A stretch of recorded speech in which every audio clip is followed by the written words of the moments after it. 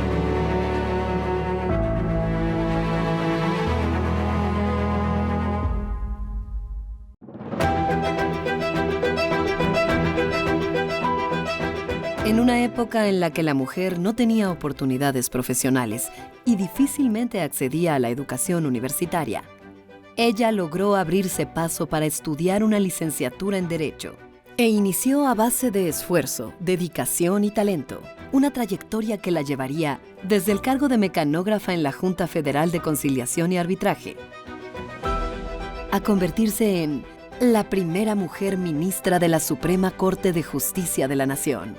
Y de hecho, en la primera mujer con ese cargo a nivel mundial. Ella fue María Cristina Salmorán de Tamayo. Doña María Cristina Salmorán de Tamayo es un ícono en la historia de la Suprema Corte de Justicia de la Nación, pero también en la historia de nuestro país, porque fue una mujer que abrió una de las puertas más cerradas que existía dentro de nuestro sistema jurídico, que era la de la Suprema Corte de Justicia.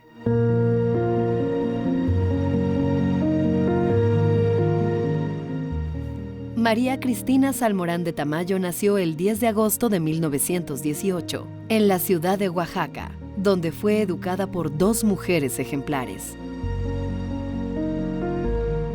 Tiene una abuela que es médica en los años 20 aproximadamente, que evidentemente iba en contra de la corriente, la abuela, porque lo normal era que las mujeres ni siquiera estudiaran, mucho menos que fueran médicas en nuestro país.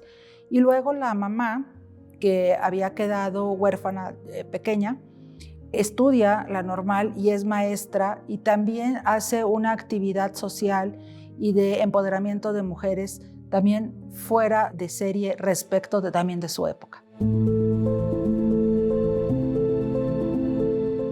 Su madre, María Salmorán, fue una destacada maestra normalista y líder magisterial en el año 1926. La lucha magisterial y la confrontación con el gobernador del estado obligó a la familia a migrar de Oaxaca a la Ciudad de México, donde su madre obtuvo un empleo en la Escuela Nacional de Maestros e inscribió a Cristina en la primaria anexa.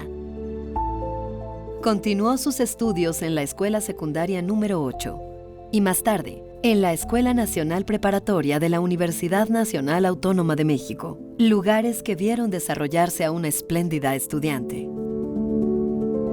Y esta parte de la infancia rodeada de mujeres empoderadas, pues sí me parece que se refleja en cada una de las cuestiones que va logrando Cristina Salmorán a lo largo de su vida, no solo ya como ministra, sino desde antes, desde ser estudiante, desde su forma de destacar desde la escuela, porque muchas veces a las mujeres se nos condiciona socialmente a no destacar ni siquiera como estudiantes, a no opacar a otros con ser las mejores en clase. Y creo que ella precisamente, al tener estos referentes, lo que hace es exactamente lo contrario a lo que se podría esperar de una mujer, no solo en aquella época, sino en esta, que es brillar sola y demostrar todo su potencial en cada uno de los momentos de su vida.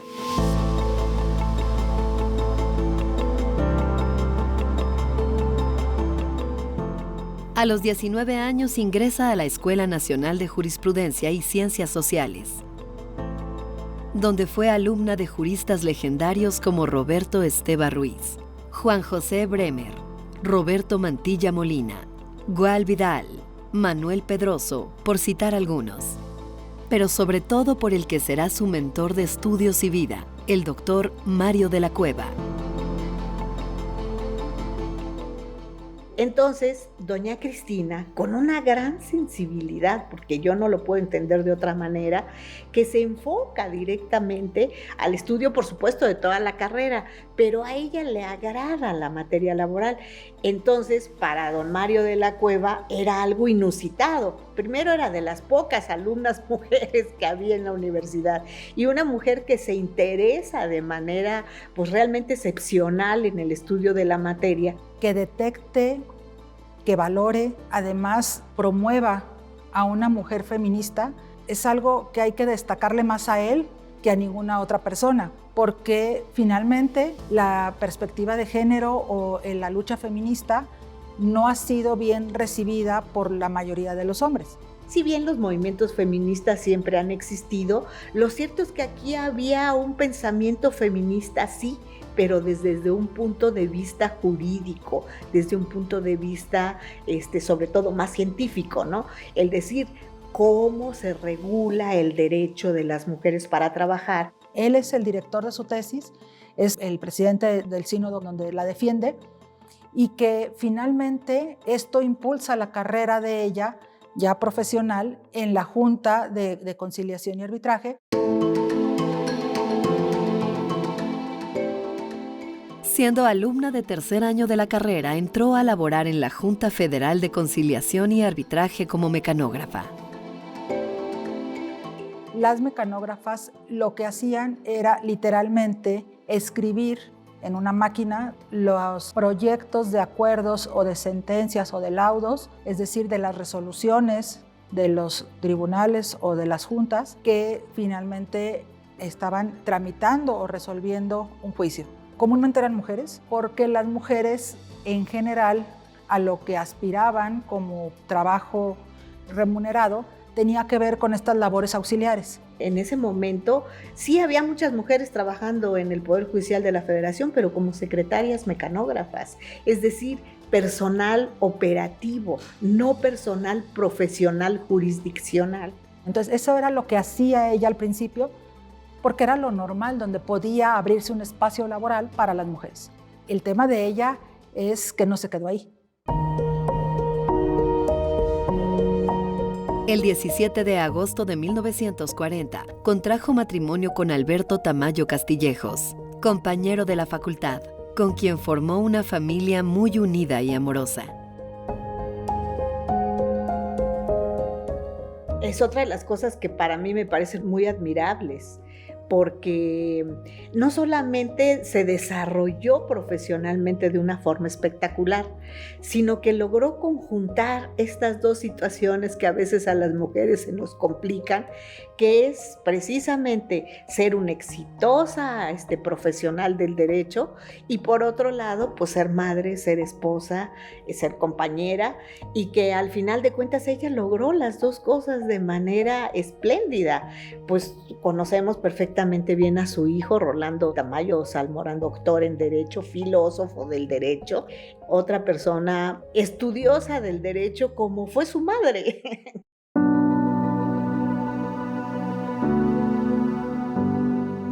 Siendo estudiante, mecanógrafa, esposa y madre, termina sus estudios profesionales en 1942 y se gradúa como licenciada en Derecho el 16 de mayo de 1945 con la tesis La condición de las mujeres en el derecho del trabajo, bajo la dirección del doctor Mario de la Cueva.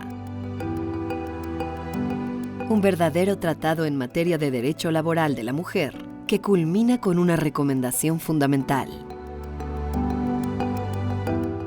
Para que todos los proyectados derechos de la mujer trabajadora puedan ser cumplidos, es necesario conceder a la mujer la ciudadanía.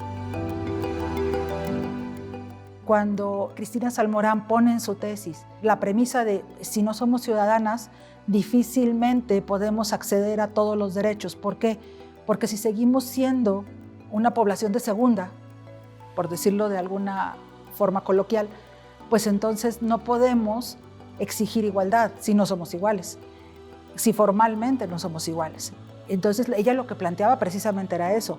Lo primero que debemos partir es de que también somos ciudadanas y de eso podemos empezar a verificar cómo deben respetarse los derechos de las mujeres trabajadoras. Además era una mujer sumamente inteligente, con un coeficiente intelectual alto y que desarrolló pues una carrera brillante, porque además no se conformó con estudiar la licenciatura.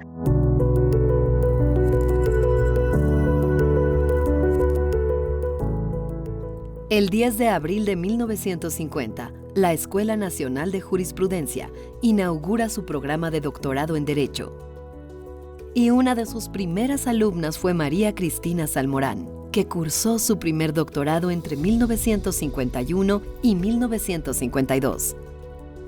Impartido por luminarias del derecho mexicano como Eduardo García Maínez, Salvador Azuela o Niceto Alcalá Zamora, entre otros. En 1952, la ONU, a través de la Organización Internacional del Trabajo, OIT, ofreció una beca para estudiar en Europa, a la que María Cristina se postuló y fue aceptada el 3 de septiembre de 1952. Recorrió varios países europeos, sumergidos en la precariedad de la posguerra. A falta de hombres en las comunidades, mujeres, menores y personas de la tercera edad debían suplir su ausencia en el mercado laboral. Ahí escribió 2 trabajos de investigación, El trabajo a domicilio y El trabajo de menores. Y recordemos algo, el voto a las mujeres se nos dio hasta 1953. Estamos hablando de que ella se licenció, se doctoró, trabajó en la Junta Federal de Conciliación y Arbitraje, llegó hasta la presidencia de esta junta antes de que las mujeres pudiéramos votar. Entonces, díganme si no es una mujer que se adelantó por completo a su tiempo.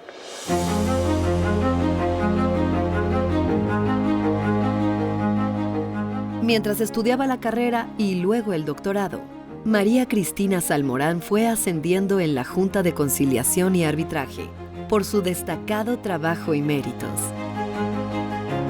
A partir de 1941 fue designada actuaria, luego secretaria de audiencias y, posteriormente, obtuvo por oposición el puesto de secretaria de acuerdos. Ya titulada como licenciada en Derecho, el 16 de junio de 1949 ocupó la plaza de abogada y el cargo de jefa de abogados. El 15 de septiembre de 1951 es designada presidente sustituto de la Junta Federal de Conciliación y Arbitraje. Le tomó una década alcanzar el puesto más alto de la Junta. En una década de trabajo arduo, porque si vemos cada una de las cosas en las que fue participando, nunca fue algo menor o tampoco fue una cuestión extraordinaria y después un periodo grande sin tener una actividad que fuera destacable. Es la presidenta de facto hasta que un 2 de enero de 1954, el secretario del Trabajo y Previsión Social, el licenciado Adolfo López Mateos, la nombra oficialmente presidenta de la Junta de Conciliación y Arbitraje. El que una mujer encabezara una dependencia del Poder Judicial a un año de que la mujer por primera vez ejerza su derecho al voto fue noticia nacional. Todo el mundo habla de la excelencia en su trabajo y eso creo que también es destacable. El hecho de que como mujer avance, pero avance destacándose como una funcionaria de excelencia que fue reconocida obviamente por el avance escalafonario en su carrera profesional, pero también es reconocida en las becas que obtuvo, en la forma en que se le invita a diferentes foros y la excelencia no se puede esconder. la imagen que nos deja, pues que es una mujer producto de la cultura del esfuerzo. Y esa es una gran enseñanza, porque pues para todas, sobre todo que veníamos detrás de ella, pues nos dio la posibilidad de entender que trabajando con esfuerzo, con dedicación, con empeño, con seriedad y con honestidad, pues se podía lograr lo que ella un día logró.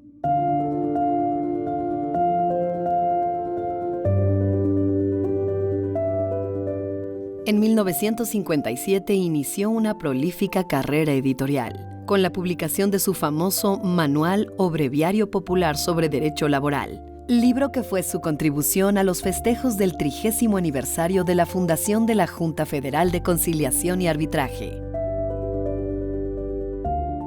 Sería el primero de muchos libros, artículos, ponencias, opúsculos. Entre ellos podemos mencionar Prontuario de Trabajo a Domicilio, los 5 tomos del Prontuario sobre la Jurisprudencia Laboral, Ensayos sobre Mujeres y Menores, Trabajo a Domicilio, Psicología Industrial, Psicotecnia y Orientación Profesional, entre muchos otros.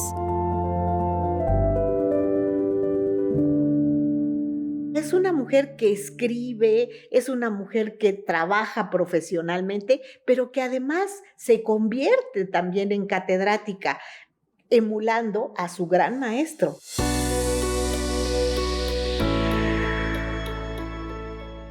Además de todas sus labores sustantivas, María Cristina Salmorán también hizo una notable carrera académica. Inició su trayectoria en la Facultad de Derecho el 1 de agosto de 1951, como profesora adjunta del segundo curso de Derecho del Trabajo. En 1954 fue profesora fundadora del plantel número 5 de la Escuela Nacional Preparatoria, donde impartió el curso de Historia de México. El 1 de abril de 1955 se volvió titular de la cátedra del segundo curso de Derecho del Trabajo y el 1 de julio de 1956 comenzó a impartir el curso de Derecho Industrial y Agrario en la Escuela Superior de Comercio y Administración del Instituto Politécnico Nacional. Era muy estricta, pero era una mujer que así como enseñaba, exigía. Y no era una mujer déspota, ni mucho menos, era una mujer con una gran educación. Entonces, pues de las personas que predican siempre con el ejemplo. En abril de 1957, organiza y preside la reunión de técnicas y de dirigentes de las oficinas del trabajo de la mujer de todos los países americanos, en la que pronuncia el discurso inaugural. Evento que culmina con propuestas votadas y avaladas por todos los países presentes. El 15 de mayo de 1959, el secretario de Trabajo y Previsión Social, Salomón González Blanco, la nombró primer delegado del Gobierno de México a la 63 reunión de la Conferencia Internacional del Trabajo de la OIT, en la sede de la ONU, en Ginebra, Suiza. Su participación fue tan destacada que la OIT la nombró presidenta de la Comisión de Colaboración entre las Organizaciones de Empleadores y Trabajadores en el Ambiente Industrial, por votación unánime de los países asistentes. No, doña Cristina fue un figurón a nivel nacional y a nivel internacional. Entonces, yo considero que sí fue una mujer muy importante. No solamente llegó al puesto por el hecho de ser mujer, llegó porque tenía la preparación suficiente para poder realizar todas aquellas tareas que en ese momento se le encomendaron.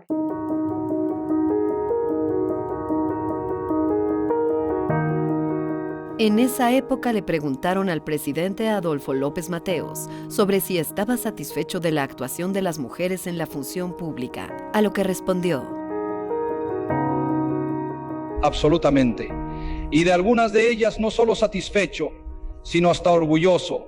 Podría yo citar el caso de la señora Salmorán de Tamayo, presidente de la Junta Federal de Conciliación y Arbitraje, que ha desempeñado un papel brillantísimo en esa dependencia.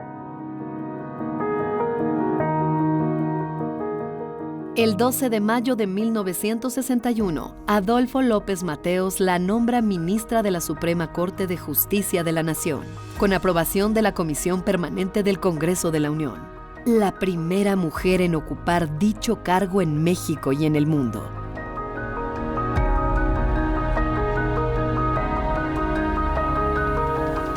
La vacante que se da era en la tercera sala. Y el ministro Mariano Azuela Rivera, el papá del ministro Mariano Azuela Huitrón, estaba adscrito a la cuarta sala. Entonces, cuando ella llega, él dice, yo me cambio a la tercera sala, que era una sala especializada en materia civil, para que la ministra llegue a la sala de su especialidad. Y entonces él le deja el lugar y ella llega a la sala laboral. En todos los poderes, cuando se hablaba de derechos de las mujeres, hablaban solo los hombres. Y entonces, si los legisladores iban a hacer reformas, por ejemplo, a la Ley Federal del Trabajo, respecto incluso de la licencia de maternidad, quienes decidían cuántos días necesitaban las mujeres después de haber parido, eran hombres. Quienes decidían si las mujeres necesitaban un lactario o no necesitaban un lactario, eran hombres. Y cuando se resolvían los juicios, también eran hombres. Es decir, todos los derechos de las mujeres estaban decididos, se estaban estableciendo incluso los estándares por parte de los hombres. Entonces, el incorporar a una mujer al máximo tribunal, en donde ni siquiera era pensable eso, en donde además se estaban empezando a discutir temas de los derechos de las mujeres, ponerla a ella, que tenía ya un trabajo conocido y reconocido respecto de los derechos laborales de las mujeres, pues me parece que es algo visionario, que es algo no solo importante por el hecho de que una mujer llegue como ministra, que en sí mismo ya es todo un hito, sino quién es la mujer que llega.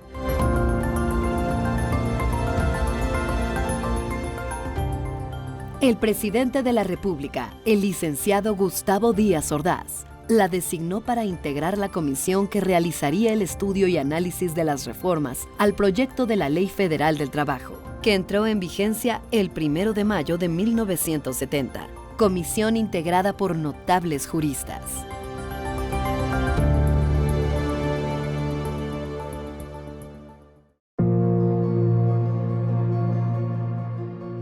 En 1980 fue representante de México en la Conferencia Mundial del Decenio de las Naciones Unidas para la Mujer en Copenhague, donde fue fundamental para cimentar los acuerdos en torno a los derechos y políticas públicas de la mujer a nivel mundial. Como conocía perfectamente el tema, era clarísima y súper contundente. Entonces, el hecho de que lo hiciera en foros nacionales y también en foros internacionales implica un reconocimiento que no solo era del país. Hubo mucho trabajo previo, mucho trabajo que pues prácticamente podemos decir que arranca desde 1946, que es cuando se empieza a dar prácticamente una serie de recomendaciones por la ONU para los derechos de las mujeres, las niñas, las adolescentes. Y aquí es donde doña Cristina empieza a colaborar de manera determinante. Entonces, por supuesto, ella participa en varias reuniones internacionales y hace propuestas interesantísimas para buscar el desarrollo de las mujeres. A lo largo de su vida profesional y como ministra, dejó un legado jurídico invaluable. Además de su obra escrita, dejó 232 tesis de jurisprudencia y aisladas en el Pleno, y 1,672 en la cuarta sala. Por su notable trayectoria profesional, fue objeto en vida de innumerables reconocimientos y distinciones. Una de las más emotivas la recibió el 13 de diciembre de 1984, cuando el Pleno de la Junta Federal de Conciliación y Arbitraje, su casa durante tantos años, le otorgó el Premio Nacional de Derecho del Trabajo, por decisión unánime. Se retiró de la magistratura el 16 de febrero de 1986 y falleció el 1 de febrero de 1993. Su imagen quedó plasmada en el edificio de la Suprema Corte de Justicia de la Nación, en un gran mural como merecido reconocimiento.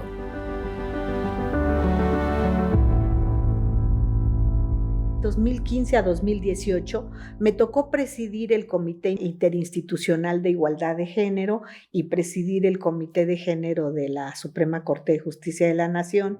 Y ahí creamos la medalla María Cristina Salmorán de Tamayo, que la otorgábamos el día 8 de marzo, Día Internacional de la Mujer. Entregábamos la medalla a una juzgadora del Poder Judicial Federal y una juzgadora de los poderes judiciales locales o de los tribunales autónomos que no pertenecen al Poder Judicial de la Federación.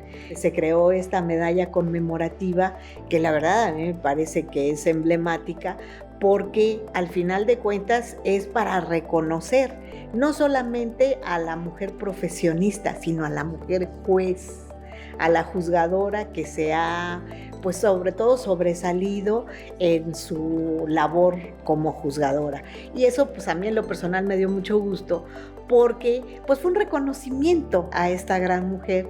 Yo recuerdo que el día que entregamos la primera medalla, acudió su hijo y me dirigió unas palabras, pues hablando sobre todo del sentimiento que él como hijo tenía de su madre, y pues fue una ceremonia muy emotiva, muy bonita. Yo pienso que la ministra Salmorán, al igual que muchas mujeres que trabajaron para abrir esta brecha, deben sentirse muy orgullosas de que su camino no fue en balde y de que su camino lo estamos siguiendo, y que además vamos caminando encima de sus hombros, porque son gigantas. Estamos nosotras arriba de sus hombros, intentando que arriba de nuestros hombros sigan otras generaciones.